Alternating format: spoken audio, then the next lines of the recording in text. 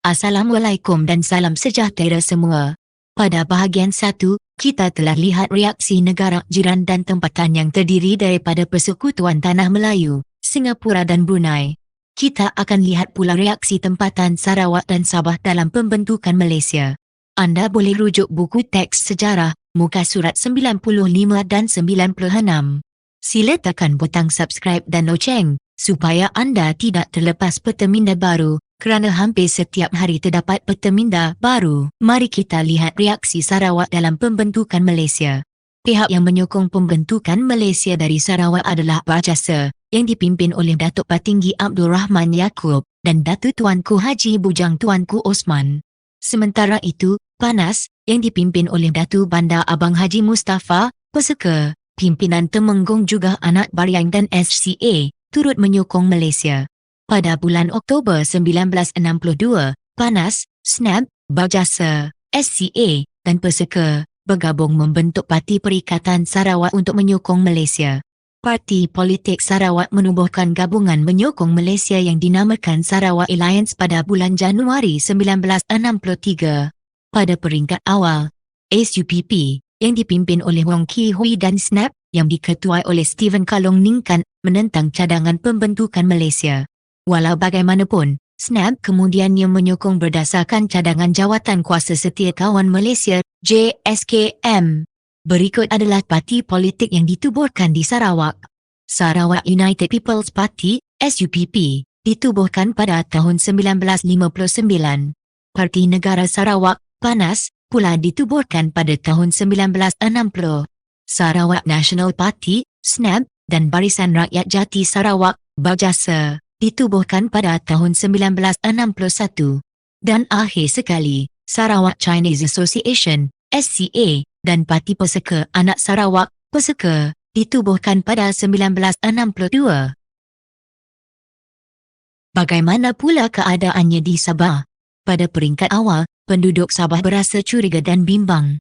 Ketika itu, Sabah sedang berkembang dalam kegiatan perdagangan, manakala sistem perkhidmatan awam semakin baik.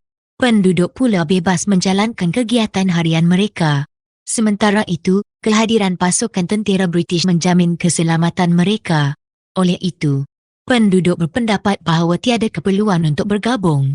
Berikut adalah parti politik di Sabah menjelang pembentukan Malaysia.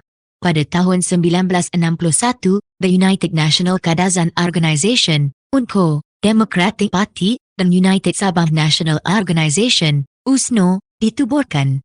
United National Pasok Momogun dan United Party pula ditubuhkan pada tahun 1962.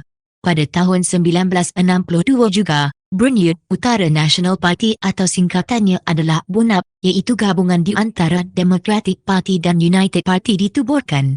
USNO yang dipimpin oleh Datuk Mustafa Datuk Harun menyokong idea pembentukan Malaysia sejak awal lagi. Parti politik di Sabah menubuhkan gabungan menyokong Malaysia yang dinamakan Sabah Alliance pada bulan Oktober 1962. Parti gabungan ini terdiri daripada UNCO, USNO, United Pasok Momogun, Democratic Party dan Sabah Indian Congress. Cadangan pembentukan Malaysia mengejutkan pemimpin dan penduduk di Sabah. Mereka melahirkan keinginan untuk mendapatkan kemerdekaan secara berasingan atau membentuk sebuah kesatuan negeri-negeri Borneo yang merdeka. Kebanyakan penduduk di Sabah menganggap tanah Melayu terasing seperti Indonesia dan Filipina. Mereka mempersoalkan keadaan pemimpin tempatan yang perlu menyesuaikan diri dengan kegiatan politik, pilihan raya dan berkerajaan sendiri yang sudah diamalkan di Singapura dan Persekutuan Tanah Melayu. Pada masa yang sama, jarak antara Sarawak, Sabah dengan Kuala Lumpur yang jauh juga menimbulkan masalah.